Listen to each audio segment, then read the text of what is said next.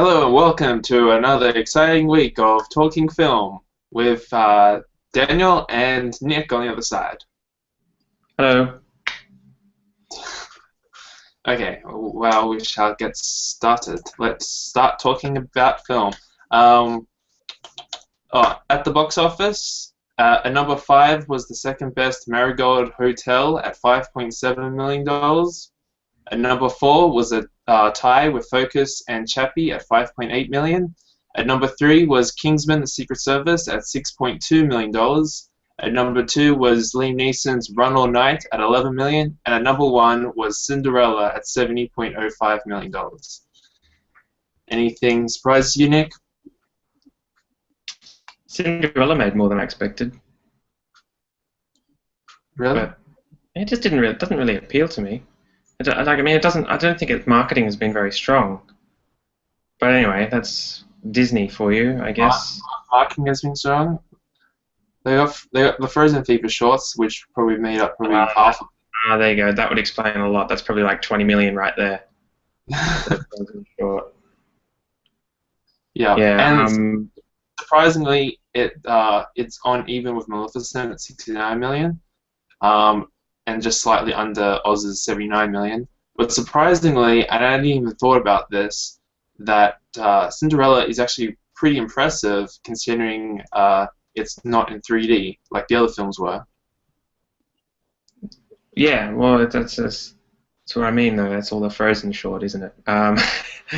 No.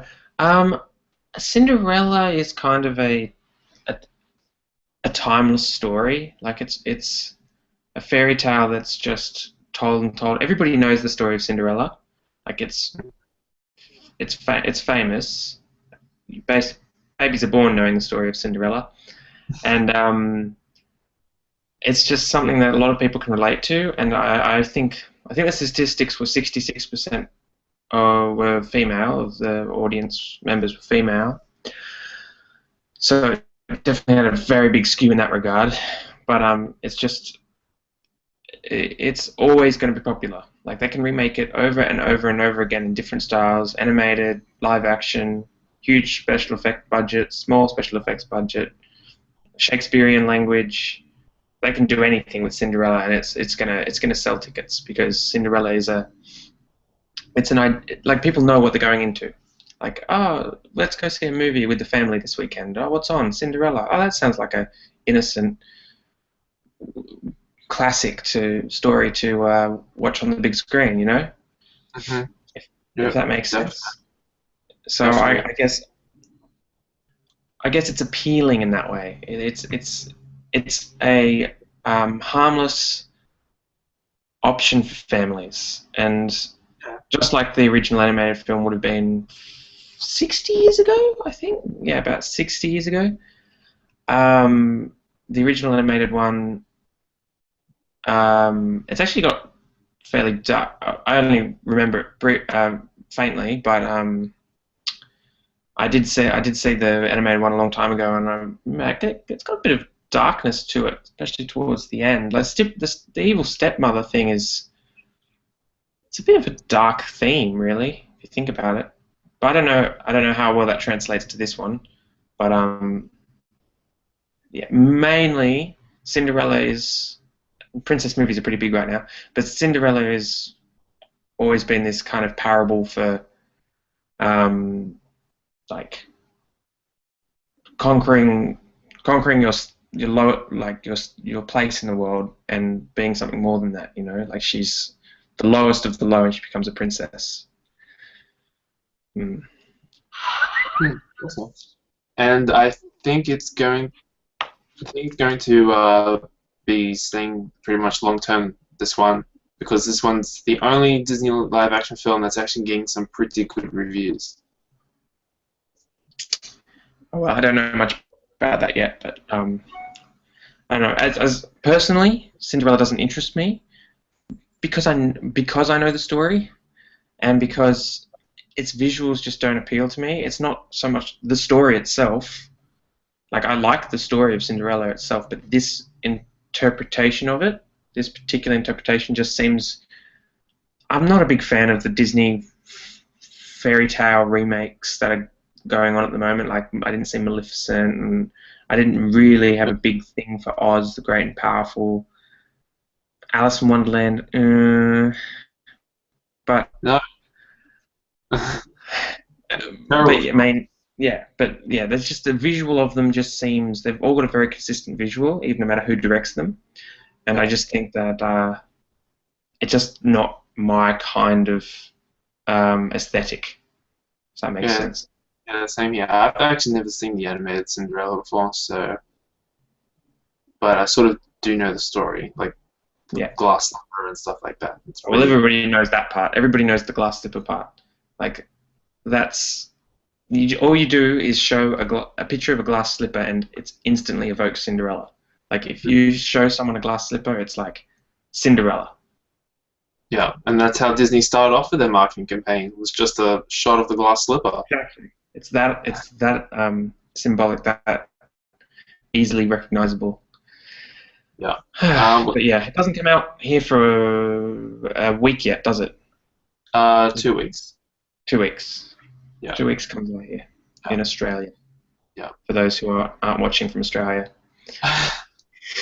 And Run All Night was actually a bit surprising. I thought it was going to get under 10 million with all the recent, box office bombs we've had lately, with Mordecai, Unfinished Business, Strange Magic, the lot. That I thought was going to do under 10 million. I think people after Taken 3, that made less than the other two films. I thought people were getting sick of Liam Neeson's like action films now, but apparently he can open them just over 10 million still. So yeah, but he's still open over 10 million. That's good, but not good. But I don't think Liam Neeson is the selling point of these movies.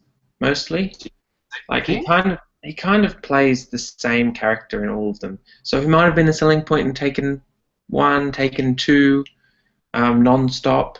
But by the time you get to Walk Among the Tombstones and even Taken 3, I don't think he's the selling point.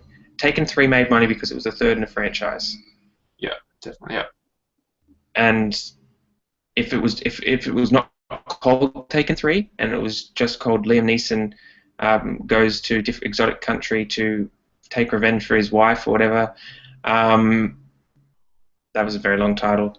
But if it was something not Taken 3, if it was like Return to Mumbai, don't even know if he went to Mumbai, but if it's called Return to Mumbai, no one's going to really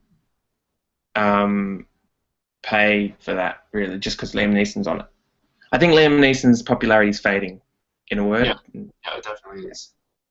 And we pretty much only have one milestone. Big Hero 6 is now the highest grossing animated film of 2014, now having grossed past How the Train Dragon 2. Now it stands at 632.8 million. When does a week go by where Big Hero 6 doesn't break another milestone? It's like Frozen all over again. Like every week it broke a milestone, and we were just talking about it last week, breaking a milestone, 600 million. Now it's the highest grossing animated film of last year. And who knows, by next week or two, it'll be in the top 10 probably, being to sell. Yeah, well, it's doing extremely well in China. In its third weekend, and it only dropped, like, I think 4%. Yeah. So it's doing extremely well in China at the moment. So China's pretty much the second biggest, and sometimes maybe the biggest movie market there is now globally. Yeah, but I think that it'll be interesting, but it's obviously not going to be anywhere near Frozen. So, but still, I thought Big Hero 6 would have got about maybe just 500 million. I was thinking Wreck-It Ralph levels. But to get it like past 600 million and now the highest grossing animated film, I'm pretty sure Disney's happy with that. They weren't expecting Frozen levels, but it's just a bit more than half of Frozen's box office, so it's pretty successful. Anyway. Okay. Well done to Big Hero 6. Off to movie news, and I guess it's a good segue for Walt Disney Animation Studios. For Frozen 2 is officially happening, becoming the fourth sequel in the Walt Disney Animation Studios canon. The first film directors Chris Buck and Jennifer Lee will return to develop the sequel, along with Josh Gad reprising his role as Happy Snowman Olaf. Nick, thoughts? Wow, I'm totally surprised. Well, no, I'm not that surprised. I can tell by your face. But I'm surprised you chose this as the top story. But anyway, so this is. Why would I choose? It's the fifth highest-grossing movie of all time. Yeah, of course. But this is not really news. We knew this was going to happen. Frozen 2. I thought it was going to be 10 years in the future. We'll get a sequel of Frozen. No, they wouldn't wait that long. No, from a marketing perspective, they couldn't wait 10 years. They want to strike while the iron's hot, and that's right now. Frozen's still growing in popularity, even all this time later. It's still like everywhere, and everybody is like, especially little girls. See, I've even seen little boys obsessed with Frozen. Everywhere, Frozen is a phenomenon. Yeah, there's no age barrier. Or no age barrier. And well. I know, not really a gender barrier either. It does give you a little bit more to girls, but I mean, you've got Olaf and Sven. Yeah, although there's quite a few male-oriented characters there for boys. But it's not just like in America or here in Australia. It's like a huge thing in Japan. It's a huge thing in China. It's like Frozen is a global thing. Anyway, so it's now. If you're going to make a sequel, it's now. From a financial perspective, from a marketing perspective, it's got to be now. And that's why I think it's curious that they announced Toy Story 4 so recently. I think they should have. I don't know. It seems weird that they're doing Toy Story. Do you think Toy Story is a franchise that can wait 10 years and get another one? Yes. See, Toy Story can wait. Toy Story. I don't think it even needs a fourth. I talked about this last week, but it doesn't need a fourth. So we're saying Toy Story is a I don't think the popularity of Toy Story demands a sequel anymore. Whereas the popularity of Frozen, it's like craving for a sequel. They release a sequel right now, and it's going to make like $5 billion on opening weekend. Like, that is how popular Frozen is right now. Yeah, it's a one of a kind movie. You don't see things take off like this every day. Yeah. This is like a once in a decade movie, really. Yeah, sure is. And I'm wondering if Frozen 2 would break all kinds of records, because the first film only gained popularity in like a month after, and then just dominated.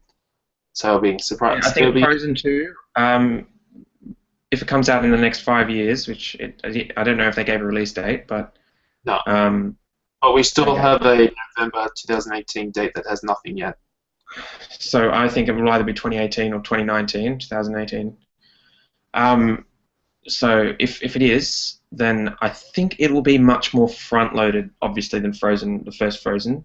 It will be like, it'll make a lot of money, but by that point, will it be able to break records? It'll probably be the highest-grossing animated film of all time, but I don't think it's got the juice to be the highest-grossing film or break 2 billion maybe. I don't think it could do that. But we'll. I was thinking like animated opening weekend, because at the moment Shrek the Third is the most front-loaded animated film in its opening weekend with 132 million. So. Yeah, I don't think it'll be that percentage-wise. I don't think it'll be that front-loaded. But this is really speculative. This is like a movie that comes out like 4 years from now or whatever. So we're talking about the box office opening weekend of a movie that isn't even like started pre-production yet. Yeah, you're right. Production.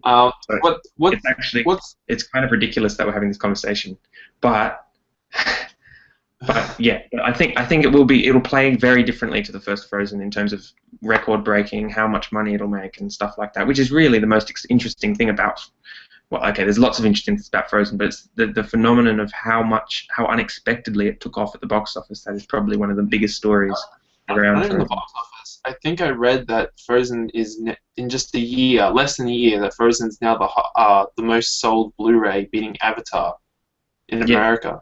I'm not surprised. So yeah, I'm surprised by that as They well. could have kept that thing in cinemas for an entire year and not bring it out to Blu-ray, and they would have continued to make heaps of money off that. Mhm. Yep. What's more shocking is that they didn't have Idina Menzel or Kristen Bell or Jonathan Groff for Anna, Elsa, and Kristoff in the statement as well, the press release. It's just Olaf. But everybody loves Olaf. Yeah, but I'm pretty sure people love Elsa and Anna just a bit more I'm with pretty sure Olaf. people like. Yeah, maybe people like Elsa. I'm It not was just sure. it was just strange. I haven't seen anyone dressed as Elsa. So yeah. Anyway. It was just weird that they said Olaf's coming back and not the others. Yeah. Oh, the others will come back. They'll pay as much as they need. They're not Robert Downey Jr. They'll get them back. So do not worry. If they can get Robert Downey Jr. back for Cap 3, then they can get Idina Menzel back for Frozen 2. Of course they will. They all came back for the short, so I'm sure they'll all come back for the sequels. Yeah. So They're going to get their pay doubled, but they're going to come back. Yeah. Anyway. Okay. Done with this. Let's move on to Star Wars. This is what I thought would be the big story. News was announced this week with the official confirmation on the Theory of Everything star Felicity Jones to star in the spin-off now titled Star Wars Rogue One. Along with that, Star Wars Episode 8 will be returning to its usual franchise date of May 26, 2017. Okay, so yay, go Felicity Jones. Yes. I mean, all of the actresses that were up for that role would have been great. But Felicity Jones, I'm just so glad that the first person cast in this movie and the only person we know is an actress, because I think like that will bring a whole shit that hopefully she has a bigger role than whoever her male support, because there will be a male supporting actor there somewhere, whether they're both leads, they're co-leads, I don't know, but hopefully she has a big role, because I think that we need more in this kind of, I don't know, nerd franchise like Star Wars, like the Avengers. We need more female role models and female actresses, so that it just makes it more accessible to other demographics like women and girls. I think she's going to be a big part because she's the only one announced for this so far, which means that usually when you start off casting, it's usually your biggest actors in the film. So yeah. I'm sure she's going to be the most important character in the film, if not one of them. I congratulate all the male directors and writers in this film for deciding to make the lead a female, because like this is something that I don't know, it's been going around Twitter a lot, but there's been a lot less opportunity for actresses to get lead roles in blockbusters than males. And we're seeing a rise. That's obvious, but that needs to change, and this is a good step. But anyway, to the news itself. Rogue One, cool title, doesn't give much away though. I'm assuming it's going to be very space-based. Like, I know it's Star Wars, but I think it'll be more, it sounds like it should be more like interstellar space as opposed to planet, like on the planet, on planetary scenes. That's the vibe it's giving me.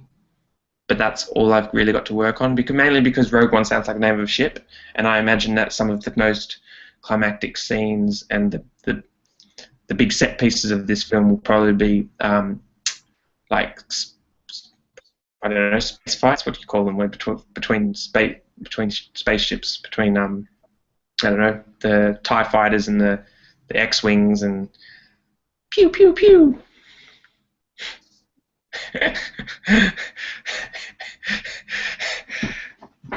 There's going to be a lot of pew pew pewing. Anyway, Yeah, move um, on. final thing. The May 18th, May 18th or something, isn't it? May 27th, something like that. May 26th. 26th. It's close. The May release date. Well, I'm just glad we don't have to wait so long for Star Wars Episode 8 because Rian Johnson is an amazing director, and I can't wait to see what he does with Star Wars. End of story. Yeah, but do you think it's like less than 6 months is a bit weird? I think it's 5 months. I think isn't it a bit Not if the like not if the films are different enough. okay? Well, I don't know. If they're starting in December, they should have it always in December. No, I I reckon. disagree.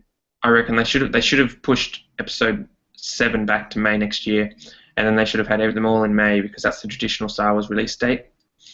But But anyway, if they continue in May, they're going to share with Marvel because this is opening 3 weeks after Guardians of the Galaxy 2.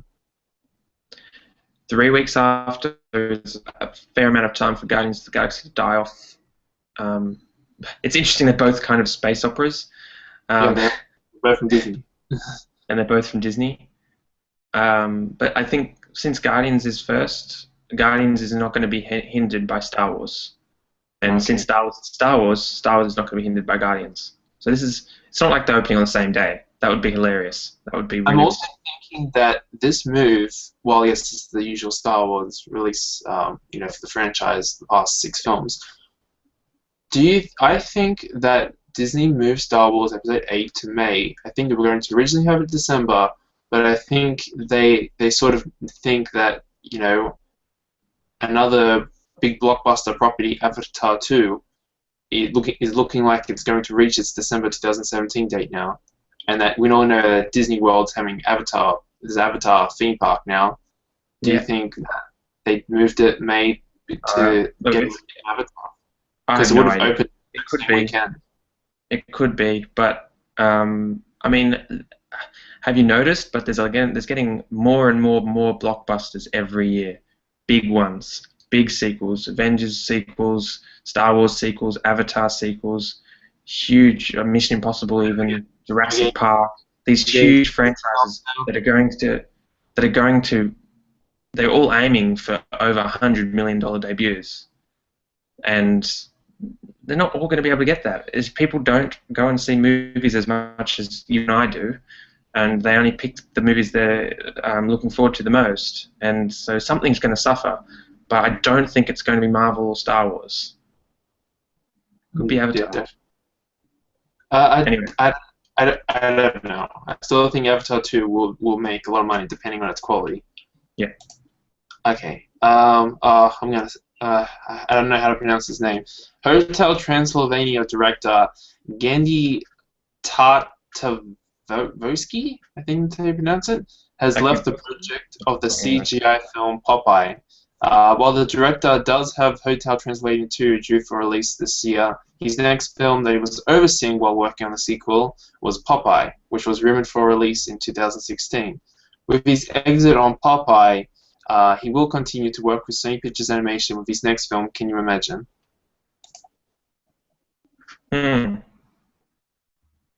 See, I didn't see First Hotel Transylvania.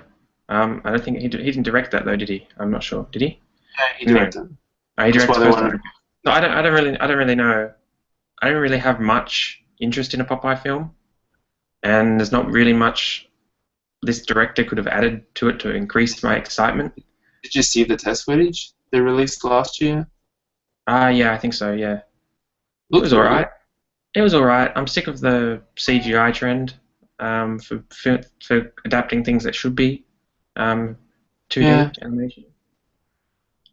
People like the Snoopy trailer. Yeah, nah, not me. Anyway, the Peanuts one. Anyway. So anyway, I don't really have much to add to this story, but just not really excited for Popeye or Hotel Transylvania 2. Do you think Popeye is going to continue? Because he did say that the studio wanted to go in another direction, which would be like Sony's butting in again with another film. We've seen with Spider-Man heaps of times now. Are they going to come into, for an animated project now? Popeye's. You can say "I told you so" if it does open to like 60 million in 2 years' time, but I don't think Popeye is going to be a very big success. So I think maybe they're going to cancel it altogether, and maybe they're going to cancel it altogether and save as much money as they can, because I think it will be a bit of a financial disappointment at this rate. Okay. Popeye is not a huge character. He's not that well. We're just talking about Cinderella. Cinderella is iconic. Popeye is not a big deal. It depends on your generation. Kids these days wouldn't really know who Popeye is. But I don't think that. I think that generation has long since got over it, in a sense. Really. All right.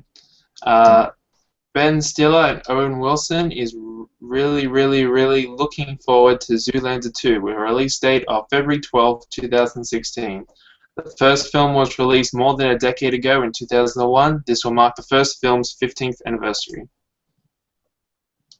Well, I'm just going to point out there, I've never seen the first film. I often wonder to myself if there's more to life than being really, really ridiculously good looking as well. But it's got so many great quotes. Zoolander, the first one, is so hilarious. I'll leave this to for the second one. It's a humor in a kind of. It's not an obvious humor. It's just a really It's Ben Stiller humor. It's stupid, bland humor, really. So it's like Inkerman. That's stupid but funny. Yeah. Yeah. It's not like Adam Sandler. Every comedian's got their own kind of humor. It's not like Adam Sandler humor. It's not like Seth Rogen humor or Will Ferrell humor. It's Ben Stiller humor. And Zoolander is just so stupid. It's hilarious. It's a great comedy. I really like Zoolander. So I'm excited for Zoolander 2. Although I don't know if all these comedy sequels from movies the past 2 decades have been that successful, quality-wise. Anchorman 2 was pretty successful. I guess moderate. I guess from its 9-year gap. Dumb and Dumber 2. I don't mean financially. I mean like quality. I mean, are they going to be they're going to live up to the first one? Is what I'm saying. Do they live up? Did Anchorman 2? Might have been great as a movie, but did it live up to the popularity of the first one? Did it live up to the jokes of the first one? I don't know. I've only seen it the one time, and I've seen Anchorman. Well, I don't think so. I don't think so. Try it. And you saw Dumb and Dumber 2. How did that go? All right. It didn't live up to the first film's great comedy, but it was all right. It had its moments of greatness, and then it was just pretty dumb and stupid. So it could have been better, but it was okay. It wasn't bad. Anyway, I'm hoping Zoolander 2 is good, though. Cross fingers. Okay. I still need to see the first one. The last is Tim Burton will be directing another Disney live-action film. Yay! Dumbo. This will be Burton's second film to remake into live-action for Disney, the first being 2010's Alice in Wonderland. And we all knew how that went. Yes. So for Dumbo? Disney. You are idiots who don't listen to your audience. Anyway, I'm interested. I'm intrigued that this is the 5th story. This is quite a big story for 5th, but then I don't think I would have placed it any higher. Well, there was nothing else. There was the Ghostbusters thing, but we don't know if that's true or not. Everyone's having their own interpretation. That story. That's why I didn't report on it. So this was the only thing else worth mentioning. No, but Dumbo is like Cinderella. Dumbo is a classic. Although I don't know if everybody knows the story of Dumbo like they do the story of Cinderella. Dumbo is a weird movie. It was like the makers of that movie were high on acid that entire production schedule. Really? I'm going to take your word on it because now it fits Tim Burton's style of filmmaking. Yeah. So that it does fit Tim Burton's style of filmmaking, I grant you. But Tim Burton's style of blockbuster filmmaking has not been that great quality lately. So you can be quirky and acid fueled and completely psychedelic, but that's not always a good thing. And Dumbo, the animated version, it is a good thing. It is quite notorious for its racism for its time, but I'm sure that won't translate to the modern version. How do you create a live-action version of elephants? CGI. But that's animation. Motion That's capture. CG animation. How do you make it realistic enough to be live action? Motion capture. You have heaps of people. Are they going to be realistic-looking elephants? I don't know. Yeah. How's this going to work anyway? What's Have you seen Dumbo? Have you seen Dumbo? I haven't seen Okay, Dumbo. so maybe you should watch Dumbo. I've seen it. Like Cinderella, I've seen it a long time ago, and I just remember being completely and utterly confused and bewildered and like, what am I watching? Okay, but I don't know. It's why Dumbo? Why is Dumbo getting the next live action treatment? What happened to Tarzan? Is Milan happening? It's like there's so many other live actions better suited for live action for now until Dumbo. So I don't know. Yeah, Tarzan would be a pretty good one if done right. Jungle Book, they're doing a lot right with the Jungle Book. I would think that might actually turn out all right. Because Disney's got John Favreau on that one, doesn't he? Don't they? Yeah. He's a great director. He's directed a lot of great movies, Cowboys and Aliens excluded. And a great cast. So I think Jungle Book, they're heading in the right direction, but we'll see. Judgment reserved, but we'll see with Dumbo. We'll see. He's hoping, and Tim Burton is sort of on his comeback with Big Eyes, so people are saying that. Yeah, they did like Big Eyes, but it's a different story when you've got a huge studio budget. It's a different story when you've got a huge studio budget and like Awesomeness, yeah. In the costume with lots and lots of makeup on. Yeah, but he's hoping there's no Johnny Depp. Dumbo. Oh my god. That's how they're going to do it. It's not going to be CG. It's just going to be Johnny Depp in an elephant suit. Okay, with that, we're wrapping it up. So that is it for this week. If you want to look at more of our movie news and reviews, go to facebook.com/everythingfilm, and that is it. We're almost 1 like away from hitting 100, which we sort of know what we're going to do for the 100 likes. We'll work it out. It can be amazing. We'll work it out. Okay. So thank you for everyone tuning in and enjoying this news talking film. If you liked it or not, that is all from me. Nick, closing thoughts. Just like our page if you haven't already. One thing, and also like our posts as well. If you do read them, you don't have to read them, but if you do read them, just give us a like. It does help us grow the page, and it does help us know that we're doing something worthwhile. And I mean, I like to write reviews anyway, even without reward. And talking every week with you is fun, Daniel. But it's even better when we know we've got an audience. So if you do appreciate what we do, just give us a like, either the post or the page itself, or have a look at our archive on the website. But yeah, thanks for watching. Yep. Couldn't say by myself. Okay. Bye-bye for now. Bye-bye for now.